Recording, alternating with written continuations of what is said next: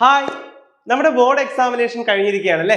So chemistry board എക്സാമിനേഷന് ചോദിച്ച ചോദ്യങ്ങൾക്ക് നിങ്ങൾ കൃത്യമായിട്ടാണ് ആൻസർ ചെയ്തത്. യഥാർത്ഥത്തിൽ എഴുതേണ്ട ആൻസേഴ്സ് എന്തൊക്കെയായിരുന്നു? ഇങ്ങനൊരു ഡൗട്ട് നിങ്ങളുടെ മനസ്സിലുണ്ടാവില്ലേ? സോ ആ ആൻസർ കീയിലേക്ക് ഡിസ്കഷനിലേക്കാണ് നമ്മൾ പോകുന്നത്. അപ്പോൾ കൂടുതൽ സസ്പെൻസ് ഇടുന്നില്ല, നേരെ നമുക്ക് വീഡിയോയിലേക്ക് പോകാം. ഫസ്റ്റ് ക്വസ്റ്റ്യൻ ഇതായിരുന്നു: in the electrolysis of molten NaCl the substance liberated at the cathode is.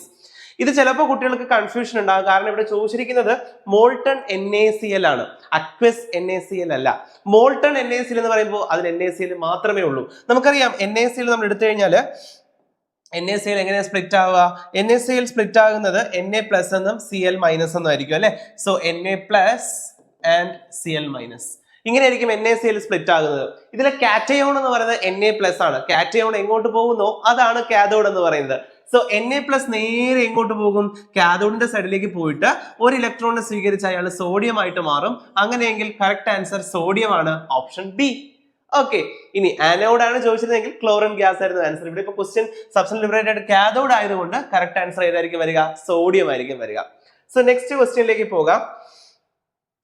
The half-life of a first order reaction depends on. Half-life period of first order reaction ആണ്. First order റിയാക്ഷന്റെ half life period കാണുന്ന formula T half is equal to 0.693/K എന്നാണ്. 0.693/K, that is the formula. അതിനകത്ത് ആകെ ഉള്ള ഒരു term എന്ന് പറയുന്നത് K ആണ്, കാരണം ബാക്കി പിന്നുള്ളത് 0.693 അല്ലേ. സോ K എന്ന് പറയുന്ന ഒരാളെ മാത്രമേ അവിടെ ഡിപ്പെൻഡ് ചെയ്യുന്നുള്ളൂ. ദാറ്റ് ഈസ് K എന്ന് വെച്ചാൽ ആരാ? Rate constant. So it depends on rate constant, option C.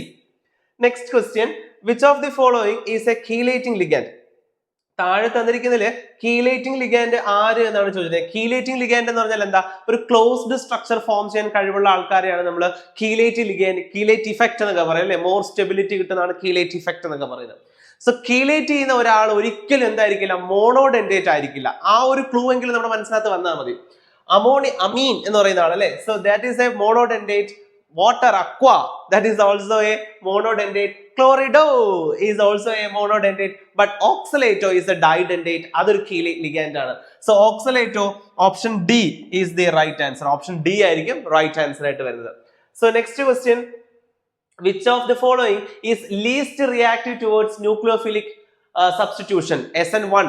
Okay, അപ്പൊ ലീസ്റ്റ് റിയാക്റ്റീവ് എന്ന് പറഞ്ഞാൽ ലീസ്റ്റ് റിയാക്ടിവിറ്റി ഒട്ടും തന്നെ ഇല്ല, താല്പര്യമില്ല. ഓക്കെ, അപ്പൊ ഈ തന്നിരിക്കുന്നതിൽ ആർക്കാണ് SN1 റിയാക്ഷനോട് വലിയ താല്പര്യമൊന്നും ഇല്ലാത്തത് എന്നാണ് ചോദിച്ചിരിക്കുന്നത്. സോ ബെൻസൈൽ ക്ലോറൈഡ് ഉണ്ട്, മീഥൈൽ ക്ലോറൈഡ് ഉണ്ട്, ക്ലോറോ ബെൻസീൻ ഉണ്ട്, അലൈൽ ക്ലോറൈഡ് ഉണ്ട്. നമുക്കിത് വായിക്കുമ്പോൾ തന്നെ ഓർമ്മ വരും ന്യൂക്ലിയോഫിലിക് റിയാക്ഷനോട് താല്പര്യം ഇല്ലാത്തതിന്റെ കാരണങ്ങൾ എന്തൊക്കെ എന്ന് നമ്മൾ പഠിക്കുന്നത് യെസ്, ക്ലോറോ ബെൻസീന്റെ കേസിൽ aryl halides are less reactive towards nucleophilic substitution reactions. Why എന്ന് പഠിക്കുന്നുണ്ട്. ആ അരൈൽ ഹാലിൽ പെട്ട ആളല്ലേ നമ്മുടെ ക്ലോറോ ബെൻസീൻ എന്ന് പറയുന്നത്. So option C, chlorobenzene is the right answer. അയാൾക്ക് ന്യൂക്ലിയോഫിലിക് റിയാക്ഷനോട് വലിയ താല്പര്യമൊന്നുമില്ല. ഓക്കെ, സോ അതിന്റെ റീസൺ സഹിതം നമ്മൾ പഠിക്കുന്നതാണ്. ആ 4 റീസൺസ് ഉൾപ്പെടെ പഠിക്കുന്ന ഒരു ചോദ്യമാണ്. സോ അതുകൊണ്ട് തന്നെ വളരെ ഡിഫിക്കൽട്ട് ഉള്ള ഒരു ക്വസ്റ്റ്യൻ അല്ല അത്. Next question: which of the following is a polysaccharide? ഈ തന്നിരിക്കുന്നതിനകത്ത് പോളിസാക്രൈഡ് ഏത് എന്നാണ് ചോദിച്ചിരിക്കുന്നത്. പോളിസാക്രൈഡ്സ് എന്ന് പറയുമ്പോൾ നമുക്ക് എല്ലാവർക്കും പെട്ടെന്ന് സ്റ്റാർച്ച് ഓർമ്മ വരും, ഗ്ലൈക്കോജൻ ഓർമ്മ വരും. അതുപോലെ ഓർമ്മ വരുന്ന ഒരാളാണ് സെല്ലുലോസ്. സോ നമുക്ക് സെല്ലുലോസ് ഇവിടെ ഓപ്ഷനിലുണ്ട്. So option D, cellulose is the right answer. Maltose is a disaccharide, sucrose also disaccharide, fructose is a monosaccharide. അപ്പൊ പിന്നെ കറക്റ്റ് ആൻസർ ഏതായിരിക്കും? നമ്മുടെ സെല്ലുലോസ് ആണ്, which is a polysaccharide. Okay അല്ലേ ഇതുവരെയുള്ള ചോദ്യങ്ങൾ? Next question: the standard electrode potential for Daniell cell is 1.1 volt. Calculate the standard Gibbs energy change for the reaction zinc copper 2+. Okay, നമ്മുടെ Daniell സെല്ലിന്റെ reaction തന്നിരിക്കുന്നത്, ഇതിൽ നിന്ന് Gibbs free energy കണ്ടുപിടിക്കാനാണ് ചോദിച്ചിരിക്കുന്നത്. That is very easy question, right? കാരണം നമുക്ക് delta G കാണുന്ന ഫോർമുല എല്ലാവർക്കും അറിയാം. Delta G is equal to minus NF E0 cell. Okay, minus NF_E0 cell എന്നാണ് ഫോർമുല. അതിൽ N എന്ന് വെച്ചാൽ നമ്പർ ഓഫ് ഇലക്ട്രോൺസ് ട്രാൻസ്ഫേർഡ് ആണ്. കോപ്പർ 2+ ആണ്, അല്ലെങ്കിൽ സിങ്ക് 2+ ആണ്. സോ 2 ഇലക്ട്രോൺസ് ആണ് ട്രാൻസ്ഫർ ചെയ്തിരിക്കുന്നത്. So 2 into Faraday's constant value നമുക്ക് എല്ലാവർക്കും അറിയാം 96500 കൂളംബ് ആണ്, മൾട്ടിപ്ലൈഡ് ബൈ E0 സെൽ എന്ന് പറയുന്നത് ഡാനിയൽ സെല്ലിന്റെ E0 സെൽ വാല്യൂ നമുക്ക് കാണാതെ അറിയാം 1.1 വോൾട്ട് എന്ന്. ഓൾറെഡി ക്വസ്റ്റ്യനിൽ തന്നിട്ടുമുണ്ട് 1.1 വോൾട്ട് എന്ന്. So that is 1.1 volt. ഇത് മൾട്ടിപ്ലൈ ചെയ്യുമ്പോൾ നിങ്ങൾക്ക് ഈ ഒരു ആൻസർ ആയിരിക്കും കിട്ടുക 212300. കാൽക്കുലേറ്റ് ചെയ്യാൻ സമയമില്ലാത്തതുകൊണ്ടാണ് ഞാൻ ഓൾറെഡി ആൻസർ അവിടെ എഴുതിയിട്ടിരിക്കുന്നത്. സോ ഇതായിരിക്കും നിങ്ങളുടെ ആൻസർ ആയിട്ട് കിട്ടുന്നത്. ഡയറക്റ്റ് ക്വസ്റ്റ്യൻ ആണ്, ടെക്സ്റ്റിലുള്ള ക്വസ്റ്റ്യൻ ആണ്. നിങ്ങൾ എല്ലാവരും ചെയ്ത് പഠിച്ചിട്ടുണ്ടാവും ഈ ചോദ്യം, അതുകൊണ്ട് തന്നെ വലിയ ബുദ്ധിമുട്ടില്ല. ഡയറക്റ്റ് സബ്സ്റ്റിറ്റ്യൂഷൻ മാത്രമേ ഇതിനകത്തുള്ളൂ. അപ്പോ ആ ചോദ്യം എളുപ്പമായല്ലോ. ഇനി നിങ്ങൾക്ക് വേണമെങ്കിൽ 2.3 കിലോ ജൂൾ പെർ മോൾ എന്ന് എഴുതാം കേട്ടോ. ഏതായാലും ആൻസർ ശരി തന്നെയാണ്, പക്ഷെ നെഗറ്റീവ് ആൻസർ ആയിരിക്കും. നെഗറ്റീവ് ആകുന്നതിന്റെ കാരണം നിങ്ങൾക്ക് അറിയാം, സ്പോണ്ടേനിയസ് റിയാക്ഷൻ ആയതുകൊണ്ടാണ്. സോ നെക്സ്റ്റ് ക്വസ്റ്റ്യനിലേക്ക് പോകാം. Define activation energy. എന്താണ് ആക്ടിവേഷൻ എനർജി എന്ന് വെച്ച് കഴിഞ്ഞാൽ, ആക്ടിവേഷൻ എനർജി എന്ന് വെച്ച് കഴിഞ്ഞാൽ നമ്മുടെ ആക്ടിവേഷൻ കോംപ്ലക്സ് ആകാൻ വേണ്ടിയിട്ടുള്ള മിനിമം എനർജിയെ നമ്മൾ വിളിക്കുന്ന പേരെന്നോ, അല്ലെങ്കിൽ ഒരു റിയാക്ഷൻ നടക്കാൻ വേണ്ടിയിട്ട് റിയാക്ടൻസിന് കൊടുക്കേണ്ട മിനിമം കൈനറ്റിക് എനർജി ആണെന്നോ എങ്ങനെ വേണോ നിങ്ങൾക്ക് ഡിഫൈൻ ചെയ്യാം. ഇതെല്ലാം ആക്ടിവേഷൻ എനർജിയുടെ ഡിഫറെന്റ് ആയിട്ടുള്ള ഡെഫിനിഷൻസ് ആണ്. രണ്ടാമത്തെ question, explain the effect of catalyst on the rate of chemical reaction. Catalyst നമ്മൾ ഉപയോഗിച്ച് കഴിഞ്ഞാൽ അത് വേറൊരു വഴിയിൽ കൂടി ഡിഫറെന്റ് പാത്ത് എടുത്തിട്ട് ആ പാത്തിലൂടെ ആക്ടിവേഷൻ എനർജി കുറച്ചുകൊണ്ട് വേഗത്തിൽ പ്രോഡക്റ്റ് ഉണ്ടാക്കാൻ നമ്മളെ സഹായിക്കുന്നു. ഇങ്ങനെ വേണമെങ്കിൽ എഴുതാം. Or catalyst help to increase the speed of reaction എന്ന് എഴുതാം. ഇനി ഇതൊന്നും ഇല്ലെങ്കിൽ നിങ്ങൾക്ക് ആ ഗ്രാഫ് ഉണ്ടല്ലോ, ഓർമ്മയുണ്ടല്ലോ നമ്മൾ ഒരു ഗ്രാഫ് വരയ്ക്കുന്നത്, ഈ രീതിയിലൊരു ഗ്രാഫ് വരയ്ക്കാറുണ്ട് അല്ലെ. ഇത് വിത്തൗട്ട് കാറ്റലിസ്റ്റ്, ഇത് വിത്ത് കാറ്റലിസ്റ്റും. ഈ ഗ്രാഫ് വരച്ച് എക്സ്പ്ലെയിൻ ചെയ്യുന്നവർക്ക് അതും ഓക്കെ ആണ്, എങ്ങനെയായാലും മാർക്ക് കിട്ടും. Okay, these all are the effects of catalyst. The initial concentration of the first order reaction N2O2 gives N2NO2 plus half O2 was 1.24 into 10 raised to minus 2 moles per liter at 300 Kelvin. The concentration of N2O5 after 60 minutes was 0.20 into 10 raised to minus 2 moles per liter. Calculate the rate constant of the reaction at 300 Kelvin. Okay, so ഇവിടെ ചോദിച്ചിരിക്കുന്നത് rate constant കണ്ടുപിടിക്കാനാണ്. So rate constant first order reaction ആണെന്ന് ക്വസ്റ്റ്യനിൽ തന്നെ പറഞ്ഞിട്ടുണ്ട്. ഇവിടെ തന്നിട്ടുണ്ട്, it is a first order reaction. So first order റിയാക്ഷനിൽ K കാണാൻ നമ്മൾ ഉപയോഗിക്കുന്ന formula is equal to 2.303 by T into log concentration of R0 R by R0 അല്ലെ, R by R0. So that is the formula. So ഇതിനകത്ത് time നമുക്ക് തന്നിട്ടുണ്ട് 60 minute എന്ന്. You can do it മിനിറ്റിൽ ഇട്ട് തന്നെ ചെയ്യാൻ കുഴപ്പമൊന്നുമില്ല. സെക്കൻഡ് ആക്കി ചെയ്താലും തെറ്റൊന്നുമില്ല. പക്ഷെ ആൻസർ അവസാനം എഴുതുമ്പോൾ പെർ മിനിറ്റ് എന്നുള്ളത് മാറ്റിയിട്ട് പെർ സെക്കൻഡ് എന്ന് എഴുതണമെന്ന് മാത്രം, അത്രേ ഉള്ളൂ വ്യത്യാസം. ലോഗ് R0 by R ആണ്, sorry, log R0 by R, that is the formula. So time എന്ന് പറയുന്നത് 60 മിനിറ്റ്. സോ നമുക്ക് സബ്സ്റ്റിറ്റ്യൂട്ട് ചെയ്ത് കഴിഞ്ഞാൽ 2.303 by ടൈം എന്ന് പറഞ്ഞാൽ 60 ഇട്ട് ഞാൻ ചെയ്യാണ്, 60 into log R0, that is the initial concentration, തന്നിട്ടുണ്ട് 1.24 into 10 raised to minus 2 divide by final concentration എന്ന് പറയുന്നത് after 60 minutes അടപ്പുണ്ട്, that is 0.20 into 10 raised to minus 2. ഇവിടെ വെച്ച് തന്നെ 10 raised to minus 2 10 raised to minus 2 നമുക്ക് ക്യാൻസൽ ചെയ്യാം. ഇത് വേണമെങ്കിൽ 12.4 എന്ന് എഴുതി കഴിഞ്ഞാൽ ഇത് നമുക്ക് 2 എന്ന് എഴുതാം. സോ 2ഉം 12.4 ക്യാൻസൽ ആവും. അപ്പൊ എത്രയെന്ന് കിട്ടും? 6.2 എന്ന് കിട്ടും. അപ്പൊ ലോഗ് 6.2 എടുക്കുക, എന്നിട്ട് 2.3 മൾട്ടിപ്ലൈ ചെയ്തതിനു ശേഷം 60 കൊണ്ട് ഡിവൈഡ് ചെയ്യുക. So you will get the final answer as 0.0304 per minute എന്നാണ്. ഞാൻ മിനിറ്റിലിട്ട് ചെയ്തത് കൊണ്ടാണ് മിനിറ്റിൽ തന്നെ ആൻസർ എഴുതിയത്. സെക്കൻഡിലിട്ട് ചെയ്തിരുന്നെങ്കിൽ സെക്കൻഡിൽ ഞാൻ ആൻസർ എഴുതിയാണ്. ഓക്കെ, അപ്പോൾ നമ്മുടെ ഫൈനൽ ആൻസർ നമുക്ക് കിട്ടിയിട്ടുണ്ട്. അപ്പോൾ അത് ഓക്കെ ആയിട്ടുള്ള ഒരു ക്വസ്റ്റ്യൻ ആയിരുന്നു. നെക്സ്റ്റ് ക്വസ്റ്റ്യനിലേക്ക് പോകാം നമുക്ക്. Identify the product X and Y in the following reaction. ഈ ക്വസ്റ്റ്യൻ അകത്ത് നിന്നും എന്താണ് എക്സ് എന്താണ് വൈ എന്ന് കണ്ടുപിടിക്കാനാണ് ചോദിച്ചിരിക്കുന്നത്. അപ്പൊ CH3 CH2OH, അപ്പൊ OH ആണ് ഇവിടെ തന്നിരിക്കുന്നത്. PCl5 ആണ് അതിലേക്ക് ആഡ് ചെയ്തിരിക്കുന്നത്. PCl5 നല്ലൊരു ക്ലോറിനേറ്റിംഗ് ഏജന്റ് ആണ്. അപ്പൊ സ്വാഭാവികമായിട്ട് ക്ലോറിൻ ഇവിടെ സബ്സ്റ്റിറ്റ്യൂട്ട് ചെയ്യും. So the product will be CH3 CH2OH മാറിയിട്ട് അവിടെ ആര് വരും? ക്ലോറിൻ വരും. സോ CH3 CH2 Cl ആയിരിക്കും നമുക്ക് അവിടെ ആൻസർ ആയിട്ട് കിട്ടുന്നത്. ബാക്കി POCl3 HCl ബൈ പ്രോഡക്ട്സ്. അടുത്ത CH3Br AgF തമ്മിലുള്ള റിയാക്ഷൻ ആണ്. ബ്രോമിൻ മാറി അവിടെ ഫ്ലൂറിൻ വരും, കാരണം ഇതൊരു സ്വാർട്സ് റിയാക്ഷൻ ആണ് തന്നിരിക്കുന്നത്. ഹാലജൻ എക്സ്ചേഞ്ച് ആണ്. അപ്പൊ സ്വാഭാവികമായിട്ട് ബ്രോമിനെ മാറ്റിയിട്ട് അവിടെ ആര് വരും? ഫ്ലൂറിൻ സബ്സ്റ്റിറ്റ്യൂട്ട് ചെയ്യും. സോ കിട്ടുക പ്രോഡക്റ്റ് CH3F എന്നായിരിക്കും. ബൈ പ്രോഡക്റ്റ് AgBr ആയിരിക്കും. അത് തന്നിട്ടുണ്ട്. സ്വാർട്സ് റിയാക്ഷൻ ആണ്. നെയിം ഓഫ് ദ റിയാക്ഷൻ ചോദിച്ചിട്ടില്ല, അതുകൊണ്ട് പിന്നെ അത് എഴുതേണ്ട കാര്യമില്ല. നെക്സ്റ്റ് ക്വസ്റ്റ്യനിലേക്ക് പോകാം നമുക്ക്.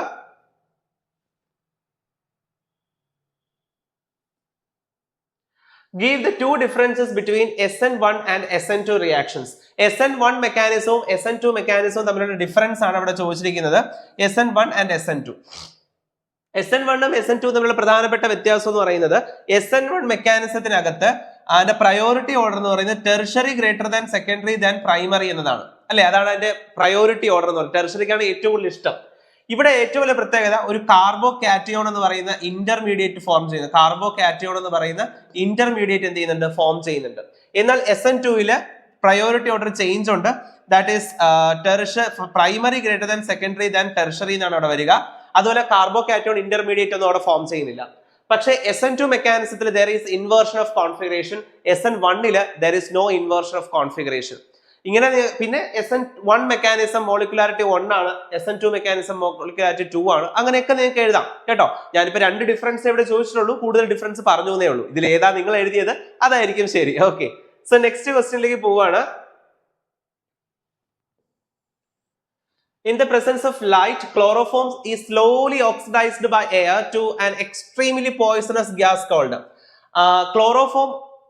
തുറന്നു വെച്ച് കഴിഞ്ഞാൽ വളരെ പോയിസണസ് ആണ്. അതാണ് നമ്മൾ ബോധം കെട്ട് വീഴുന്ന സാധനം. അതെ, ഫോസ്ജീൻ. സോ അതിന്റെ പേരെന്ന് പറയുന്നത് ഫോസ്ജീൻ ആണ്. Okay, next question. How chloro benzene converted into 1-chloro-2-methyl benzene. 1-chloro-2-methyl benzene ആക്കാൻ എന്താ ചെയ്യേണ്ടതെന്നാണ് ചോദ്യം. Chloro benzene. അപ്പൊ നമുക്ക് ആദ്യം ഒരു ക്ലോറോ ബെൻസിൻ വരയ്ക്കാം. So this is A chloro benzene. ഇതിനെ എന്താക്കണം എന്നാണ് പറഞ്ഞിരിക്കുന്നത്? 1-chloro-2-methyl. അപ്പൊ ക്ലോറിൻ അവിടെ തന്നെ ഇരിക്കട്ടെ, കുഴപ്പമില്ല. പകരം തൊട്ടടുത്ത പൊസിഷനിൽ CH3 കൂടി വരണം, എങ്കിലല്ലേ 2-methyl ആകുള്ളൂ. സോ 1-chloro-2-methyl ആക്കണം. അപ്പോഴേ നമുക്ക് മനസ്സിലായി ആൽക്കൈലേഷൻ ആണ് അവിടെ ചെയ്യേണ്ടത്. നമ്മുടെ പ്രധാനപ്പെട്ട ആൽക്കൈലേഷൻ കഴിഞ്ഞ വർഷം തൊട്ടേ പഠിക്കുന്നത്, ഈ വർഷം എല്ലാ ചാപ്റ്ററിലും പഠിക്കുന്ന ഒരു സാധനമാണ് Friedel crafts alkylation reaction. So you can use CH3Cl നിങ്ങൾക്ക് ഇവിടെ യൂസ് ചെയ്യാം. അപ്പോൾ ക്ലോറിനും ഇവിടെയുള്ള H കൂടി ചേർന്ന് HCl ആയിട്ട് വെക്കോളും. പകരം CH3 അവിടെ സബ്സ്റ്റിറ്റ്യൂട്ട് ചെയ്യും. കണ്ടീഷൻ ആയിട്ട് കൊടുക്കേണ്ടത് അൺഹൈഡ്രസ് അലുമിനിയം ക്ലോറൈഡ് ആണ്, AlCl3. അപ്പൊ നമുക്ക് അവിടെ എന്ത് കിട്ടും? പ്രോഡക്റ്റ് കിട്ടും. ഒരു ബൈ പ്രോഡക്റ്റ് കൂടി കിട്ടും. നിങ്ങൾക്ക് അത് എഴുതാം, എഴുതാതിരിക്കാം, നിങ്ങളുടെ ഇഷ്ടം. സോ എന്തായാലും it is A very easy process. നല്ല എളുപ്പത്തിൽ ചെയ്യാവുന്നതാണ്. ഇതിൽ കൂടുതൽ ഓപ്ഷൻസ് ഒക്കെ ഉണ്ട്, പക്ഷെ ഞാൻ ഇത് എഴുതി എന്ന് മാത്രം. ഫ്രെഡൽ ക്രാഫ്റ്റ് ആണ് എനിക്ക് എളുപ്പത്തിൽ ഓർമ്മ വന്നത്, ഞാൻ അതുകൊണ്ട് അത് പറഞ്ഞു എന്ന് മാത്രം. Okay, next question. Yes. How methanol prepared industrially? Write the chemical equation. എങ്ങനെയാണ് മെത്തനോൾ ഇൻഡസ്ട്രിയലി പ്രിപ്പയർ ചെയ്യുന്നത് എന്നാണ് ചോദിച്ചിരിക്കുന്നത്. മെത്തനോൾ പ്രിപ്പയർ ചെയ്യുന്നത് നമ്മുടെ വാട്ടർ ഗ്യാസ് ഉപയോഗിച്ചിട്ടാണ്. എന്താണ് വാട്ടർ ഗ്യാസ് എന്ന് വെച്ച് കഴിഞ്ഞാൽ? വാട്ടർ ഗ്യാസ് എന്ന് വെച്ച് കഴിഞ്ഞാൽ കാർബൺ മോണോക്സൈഡും ഹൈഡ്രജനും കൂടി ചേർന്നുള്ള മിക്സ്ചറിനെയാണ് നമ്മൾ വാട്ടർ ഗ്യാസ് അല്ലെങ്കിൽ സിന്തസിസ് ഗ്യാസ് അഥവാ സിൻ ഗ്യാസ് എന്നൊക്കെ വിളിക്കുന്നത്. സോ ഇതിനെ വെച്ചിട്ടാണ് റിയാക്ട് ചെയ്യുന്നത്. ഇവിടെ നമ്മൾ സിങ്ക് ഓക്സൈഡും ക്രോമിയം ഓക്സൈഡും ആണ് കാറ്റലിസ്റ്റ് ആയിട്ട് യൂസ് ചെയ്യുന്നത്. ഏകദേശം 300 അറ്റ്മോസ്ഫിയർ പ്രഷറും ഒരു ഏകദേശം 600 ഡിഗ്രീസ് കെൽവിനും ഒക്കെ നമ്മൾ ഉപയോഗിച്ചിട്ട് ആണ് ഇവിടെ റിയാക്ഷൻ നടത്തുന്നത്. അപ്പൊ നമുക്ക് പ്രോഡക്റ്റ് ആയിട്ട് CH3OH കിട്ടും, മെത്തനോൾ പ്രോഡക്റ്റ് ആയിട്ട് കിട്ടും. സോ വളരെ ഈസി ആയിട്ടുള്ള റിയാക്ഷൻ. ഇതിന്റെ സ്ഥാനത്ത് നിങ്ങൾ കാറ്റലിസ്റ്റ് എഴുതിയില്ലെങ്കിലും കാറ്റലിസ്റ്റ് എന്ന് എഴുതിയിട്ടുണ്ടെങ്കിലും കുഴപ്പമില്ല, മാർക്ക് തരും. ആൻഡ് പ്രഷറും ടെമ്പറേച്ചറും എഴുതിയിട്ടില്ലെങ്കിലും ഹൈ ടെമ്പറേച്ചർ ഹൈ പ്രഷർ എന്ന് എഴുതിയാലും മാർക്ക് തരും. ഓക്കെ, സോ ഇതാണ് നമ്മുടെ റിയാക്ഷൻ ഇക്വേഷൻ നമ്മൾ എഴുതിയിട്ടുണ്ട്. ഇതിന്റെ ഒരു എക്സ്പ്ലനേഷൻ കൂടി എന്ത് എഴുതുക, അതായത് it is prepared by using, കാരണം ഹൗ എന്ന് ചോദിച്ചിട്ടുണ്ട്. അപ്പൊ ഒരു എക്സ്പ്ലനേഷൻ ഈസ് നീഡഡ്. അപ്പൊ അതുകൊണ്ട് തന്നെ വെറുതെ ഇക്വേഷൻ മാത്രം എഴുതി വെച്ചിട്ട് പോരരുത്. ദർ ഷുഡ് ബി സം, എഴുതി വെച്ചിട്ട് പോരരുത് എന്ന് പറഞ്ഞൊരു കാര്യമില്ല, എഴുതി കഴിഞ്ഞു. ഓക്കെ, എന്തായാലും പറഞ്ഞിട്ട് കാര്യമില്ല, പക്ഷെ എഴുതിയിട്ടുണ്ടെങ്കിൽ better. Okay, next. Give one chemical test to distinguish between formaldehyde and acetaldehyde. അവിടെ നിങ്ങൾ എക്സ്പ്ലെയിൻ ചെയ്യേണ്ടത് ഐഡോഫോം ടെസ്റ്റ് ആണ്. കാരണം ഐഡോഫോം ടെസ്റ്റ് ആര് മാത്രമേ തരൂ? മീഥൈൽ കീറ്റോൺ ഉള്ളവർ മാത്രമേ തരൂ. മീഥൈൽ കീറ്റോൺ ഉള്ളവർ മാത്രമേ ഏത് തരൂ? ഐഡോഫോം ടെസ്റ്റ് തരത്തുള്ളൂ. മീഥൈൽ കീറ്റോൺ ഉള്ള ആളാണ് അസറ്റാൽഡിഹൈഡ് എന്ന് പറയുന്നത്. കാരണം അതിന്റെ ഫോർമുല CH3CHO എന്നാണ്. സോ ഇതാണ് മീഥൈൽ കീറ്റോൺ. ആ മീഥൈൽ കീറ്റോൺ ഇവിടെ പ്രസന്റ് ആണ്, മനസ്സിലായില്ലേ? അപ്പൊ അത് അസറ്റാൽഡിഹൈഡ് ഏത് തരും? നമ്മുടെ ഐഡോഫോം ടെസ്റ്റ് തരും. പക്ഷെ ഫോർമാൽഡിഹൈഡിന്റെ ഫോർമുല എന്താ? HCHO എന്നാണ്. സോ അതിൽ മീഥൈൽ കീറ്റോൺ ഇല്ല. മീഥൈൽ കീറ്റോൺ ഇല്ലാത്തത് കൊണ്ട് തന്നെ അയാൾ ഐഡോഫോം ടെസ്റ്റ് തരില്ല. സോ ഐഡോഫോം ടെസ്റ്റ് വെച്ചിട്ട് നമുക്ക് ഫോർമാൽഡിഹൈഡ് ആണോ അസറ്റാൽഡിഹൈഡ് ആണോ എന്ന് മനസ്സിലാക്കാൻ പറ്റും. സെറ്റ് അല്ലേ? അടുത്ത ക്വസ്റ്റ്യനിലേക്ക് പോകാൻ നമുക്ക്. How will you convert nitrobenzene to 2,4,6 tribromo aniline? അപ്പൊ നൈട്രോബെൻസീനെ എങ്ങനെ അനിലീൻ ആക്കും എന്ന് നോക്കാം. എന്നിട്ട് വേണ്ടേ നമുക്ക് 2,4,6 ട്രൈബ്രോമോ ആക്കാനായിട്ട്. സോ ആദ്യം നൈട്രോബെൻസീനെ എങ്ങനെ അനിലീൻ ആക്കാം? നമ്മുടെ അനിലീൻ എടുക്കുക, സോറി നൈട്രോബെൻസിൻ എടുക്കുക, അതായത് NO2 ഗ്രൂപ്പ്. അതിനെ എങ്ങനെ അനിലീൻ ആക്കാം? അനിലീൻ എന്ന് പറഞ്ഞാൽ എന്താ? ഈ NH2 ആക്കി മാറ്റുക അല്ലെ. അതായത് ഈ ഓക്സിജൻ ഇവിടുന്ന് റിമൂവ് ചെയ്തിട്ട് അവിടെ ഹൈഡ്രജനെ പ്ലേസ് ചെയ്യുക. ഓക്സിജനെ റിമൂവ് ചെയ്യുക, ഹൈഡ്രജനെ പ്ലേസ് ചെയ്യുക. പറയുമ്പോൾ തന്നെ നമുക്ക് എന്തൊക്കെയോ ഓർമ്മകൾ വരുന്നുണ്ട് അല്ലെ. അതെ, ദാറ്റ് ഈസ് റിഡക്ഷൻ പ്രോസസ്. അപ്പൊ നിങ്ങൾക്ക് ടിൻ HCl വേണമെങ്കിൽ ഇവിടെ കാറ്റലിസ്റ്റ് ആയിട്ട് ഉപയോഗിക്കാം. അതിന്റെ പ്രസൻസിൽ H2 വെച്ച് റിയാക്ട് ചെയ്യിപ്പിച്ചാൽ മതി. അപ്പൊ എന്ത് സംഭവിക്കും?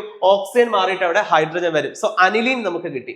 ഇനി 2,4,6 ട്രൈബ്രോമോ ആണ്. ഇഷ്ടം പോലെ ബ്രോമിൻ അവിടെ സബ്സ്റ്റിറ്റ്യൂട്ട് ചെയ്യണം. അത് ചെയ്യണമെങ്കിൽ ബ്രോമിൻ വാട്ടറിനെ കൊണ്ടേ സാധിക്കും.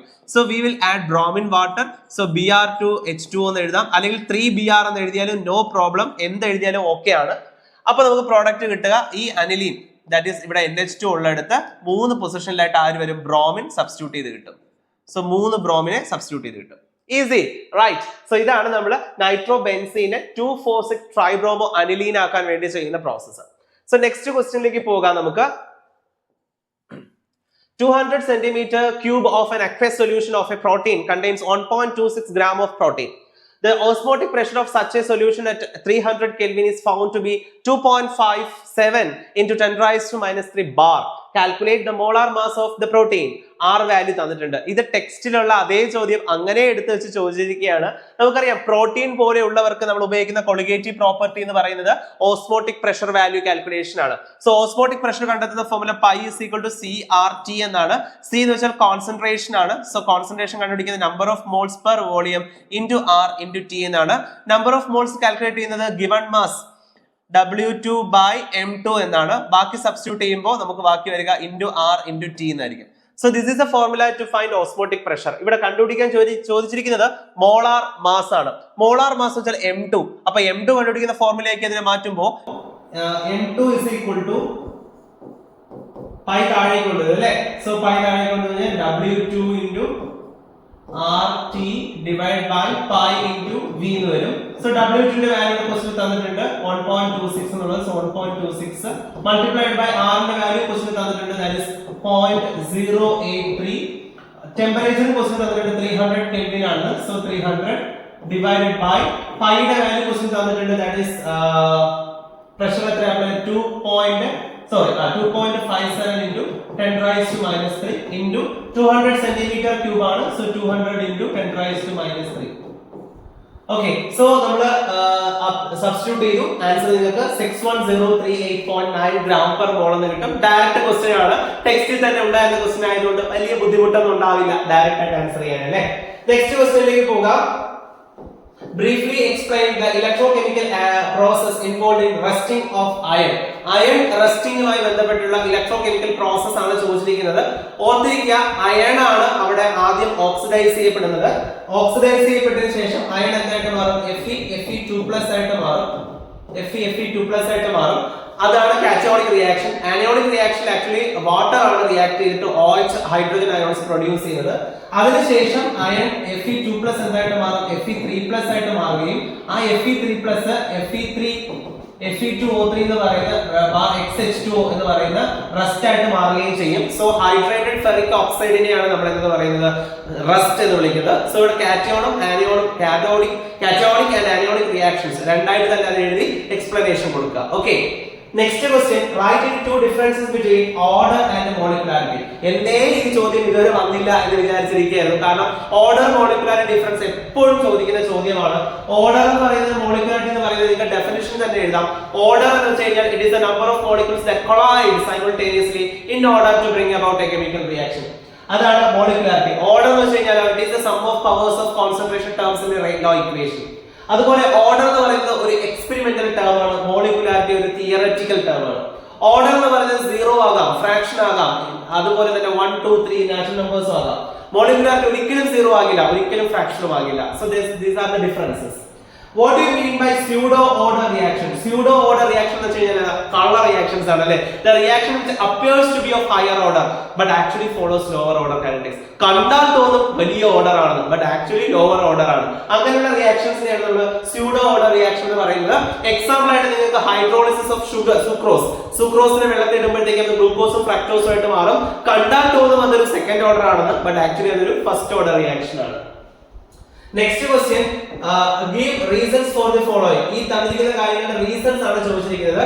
Cadmium and mercury, zinc cadmium mercury are not considered as transition elements.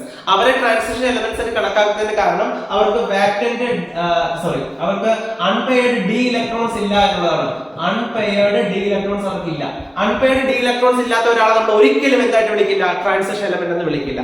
Next question, transition metals form complex compounds and the reason അവർക്ക് d orbital ഉണ്ട് എന്നുള്ളത് കൊണ്ടാണ്. d orbitals ഉള്ളത് കൊണ്ടാണ് അവർക്ക് കോംപ്ലക്സുകൾ ഫോം ചെയ്യാനായിട്ട് സാധിക്കുന്നത്.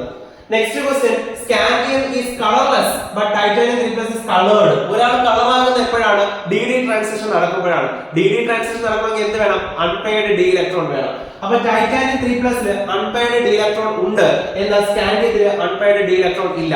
നിങ്ങൾക്ക് അതിന്റെ കോൺഫിഗറേഷൻ കൂടി എഴുതി അത് കാണിച്ചു കൊടുക്കാം d ഇലക്ട്രോൺ അവിടെ ഇല്ല എന്നുള്ളത്. സ്കാൻഡിയം 3+ എന്ന് പറയുമ്പോൾ ഔട്ടറിൽ നിന്ന് 3 ഇലക്ട്രോൺ എടുത്ത് ചവിട്ടി പുറത്താക്കിയാൽ മതി. അപ്പോൾ 4sലുള്ള 2 ഇലക്ട്രോൺ പോകും, 3dയിലുള്ള 1 ഇലക്ട്രോൺ പോകും, പിന്നെ അവിടെ d ഇലക്ട്രോണേ ഇല്ല.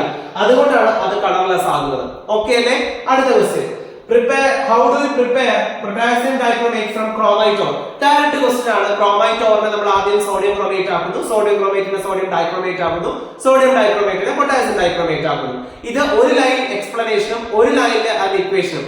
അങ്ങനെ എഴുതുന്നതാണ് നല്ലത്. ഇപ്പൊ എഴുതി കഴിഞ്ഞു പറഞ്ഞിട്ട് കാര്യമില്ല, പക്ഷെ അങ്ങനെ എഴുതിയിട്ടുണ്ടെങ്കിൽ that is better, far better. പക്ഷെ ഇക്വേഷൻ മാത്രം എഴുതിയാലും you will get marks. Okay, next ക്വസ്റ്റ്യനിലേക്ക് പോകാം. Nickel Cn 4 times 2- and nickel cobalt CO, so cobalt അല്ല കാർബൺ മോണോക്സൈഡ് ആണ് 4 times, have different structures but do not differ in their magnetic behavior. Explain. ഈ രണ്ടുപേർക്കും രണ്ട് structure ആണ്, പക്ഷെ അവരുടെ മാഗ്നറ്റിക് ബിഹേവിയർ ഒന്നാണ്. അതിന്റെ കാരണം വേറെ ഒന്നുമല്ല, ഈ രണ്ടിടത്തും വന്നിരിക്കുന്ന സ്ട്രോങ് ഫീൽഡ് ലിഗാൻഡ് ആണ്. സ്ട്രോങ് ഫീൽഡ് ലിഗാൻഡ് വരുമ്പോൾ അവിടെ സ്വാഭാവികമായിട്ടും പെയറിംഗ് സംഭവിക്കും. അപ്പോൾ അത് ഡയാമാഗ്നറ്റ് ആക്ട് ചെയ്യും. അപ്പൊ അതുകൊണ്ടാണ് അങ്ങനെ വരുന്നത്. പക്ഷേ ഇതിന്റെ സ്ട്രക്ചർ നിങ്ങൾക്ക് വേണമെങ്കിൽ എന്ത് ചെയ്യാം? എഴുതി കണ്ടുപിടിക്കാം ഏതാണ് ജോമെട്രി എന്നുള്ളത്. BB തിയറി ഉപയോഗിച്ച് എക്സ്പ്ലെയിൻ ചെയ്യാം.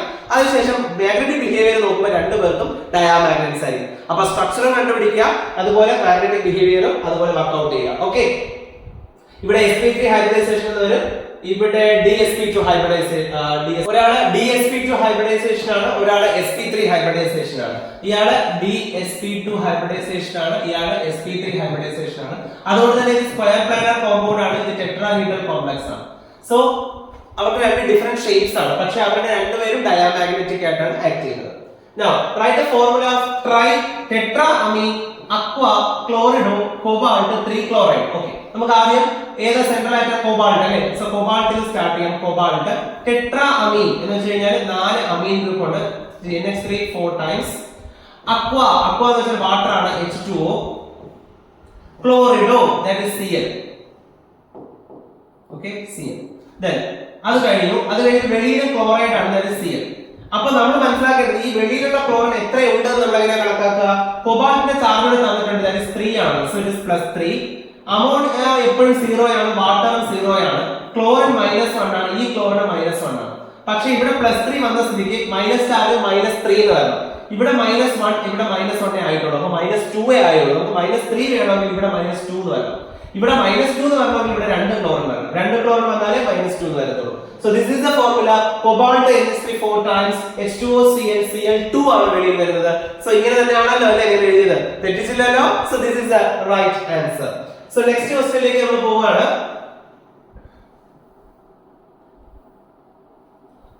Okay,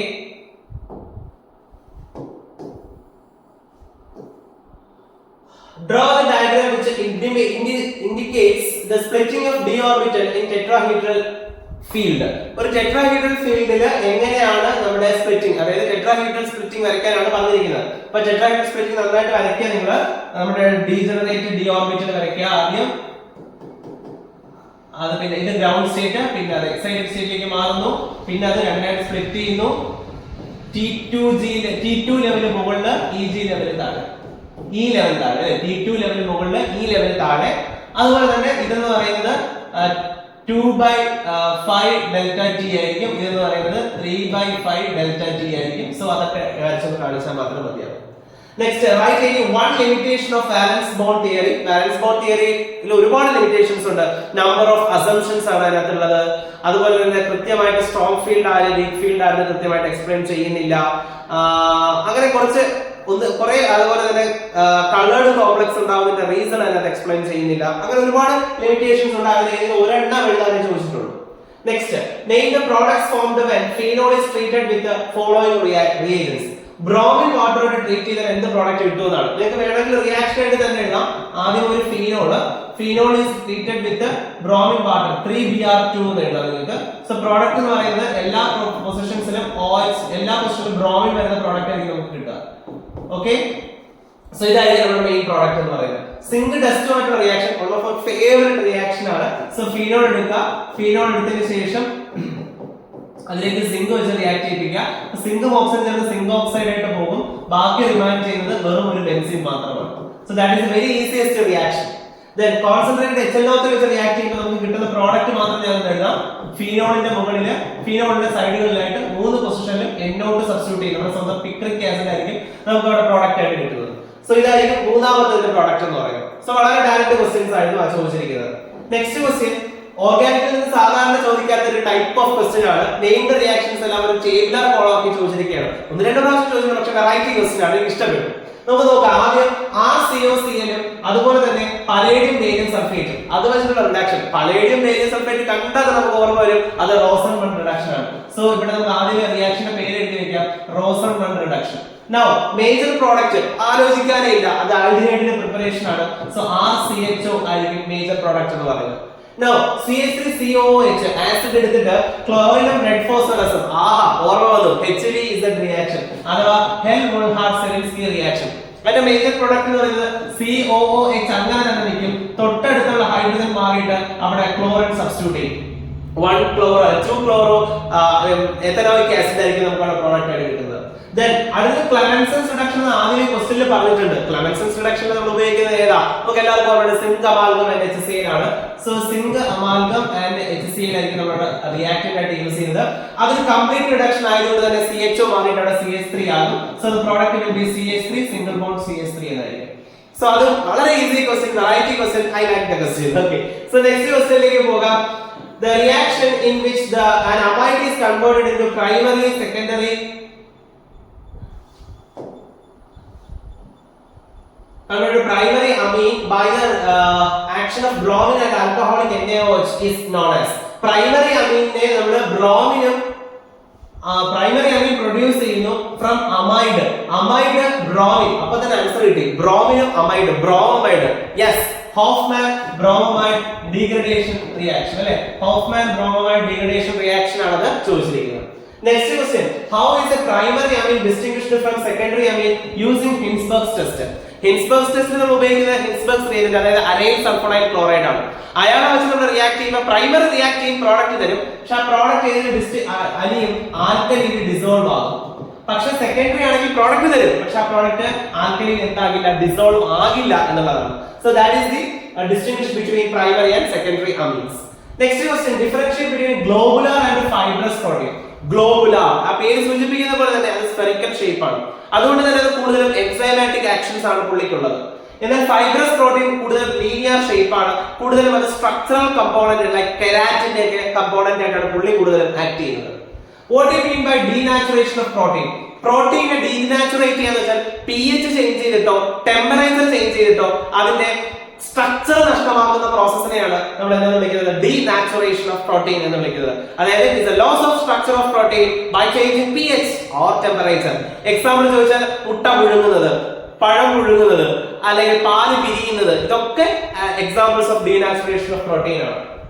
next question, state Henry's law, give 2 applications of it. Henry's law എന്താണ്? The solubility of a gas in liquid is directly proportional to the vapor pressure of the gas, pressure of the gas applied above the liquid surface. അപ്പോൾ ലിക്വിഡിന്റെ മുകളിൽ എന്തുമാത്രം pressure ഉണ്ടോ അതിനനുസരിച്ച് solubility increase ആകും എന്നുള്ളതാണ്. പക്ഷേ നിങ്ങൾ വെറുതെ എഴുതി വെച്ചാൽ മാത്രം പോരാ, ഇക്വേഷൻ കൂടി എഴുതണം. P = KH × chi എന്ന് കൂടി എഴുതണം. എന്നിട്ട് KH Henry's law കോൺസ്റ്റന്റ് ആണെന്ന് എഴുതണം. Okay, next draw the vapor pressure mole fraction curve for an ideal solution having porosity deviation if A and B are the 2 volatile components. അപ്പൊ A എന്നും B എന്ന് പറയുന്ന രണ്ട് ആൾക്കാരുടെ ഗ്രാഫ് വരയ്ക്കാനാണ് പറഞ്ഞിരിക്കുന്നത്. നിങ്ങൾ ആദ്യം വരയ്ക്കേണ്ടത് ഏത് ഗ്രാഫാണ്? അതിന്റെ ജനറൽ ഗ്രാഫാണ്. അപ്പൊ ഇവിടെ chi A is equal to 1 എന്നും chi B is equal to 0 എന്നും കൊടുക്കുക. അതുപോലെ കൈ എ ഇപ്പുറത്തെ സൈഡിൽ 0 എന്നും കൈ ബി ഇപ്പുറത്തെ സൈഡിൽ 1 എന്നും കൊടുക്കുക. എന്നിട്ട് കൈ എ 1 ആകുമ്പോൾ ഇവിടെ pressure of A will be greater 1, P A 0, ഇവിടെ P B 0.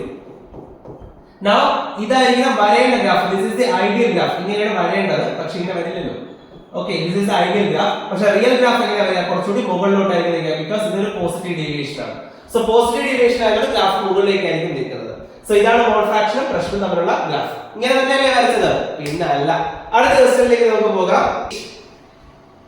Write the cell reaction and Nernst equation for Daniell cell. Daniell cell വേണ്ടിയുള്ള സെൽ റിയാക്ഷൻ എഴുതണം, അതുപോലെ Nernst equation എഴുതണം. സെൽ റിയാക്ഷൻ എഴുതുന്നത് എല്ലാവർക്കും അറിയാം. സിങ്ക് പ്ലസ് കോപ്പർ 2+ എന്തായിട്ട് മാറുന്നു?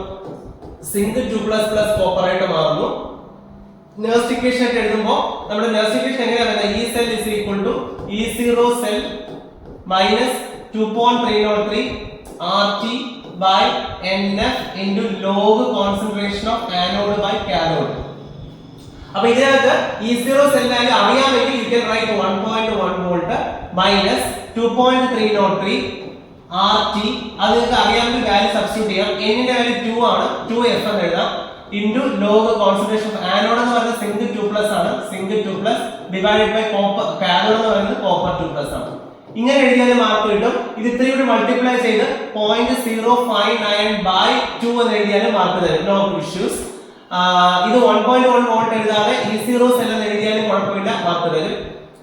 എല്ലാം മാർക്ക് തരും. കറക്റ്റായിട്ട് ഇത്രയെങ്കിലും എഴുതണമെന്ന് മാത്രം. ദെൻ കോപ്പർ 2+ മുകളിലും സിങ്ക് 2+ താഴെ എഴുതിയാലും കുഴപ്പമില്ല, പക്ഷെ ഒരു ചെറിയ കണ്ടീഷൻ ഉണ്ട്. അങ്ങനെ എഴുതുകയാണെങ്കിൽ ഈ മൈനസ് മാറ്റിയിട്ട് അവിടെ പ്ലസ് തരണം എന്ന് മാത്രം.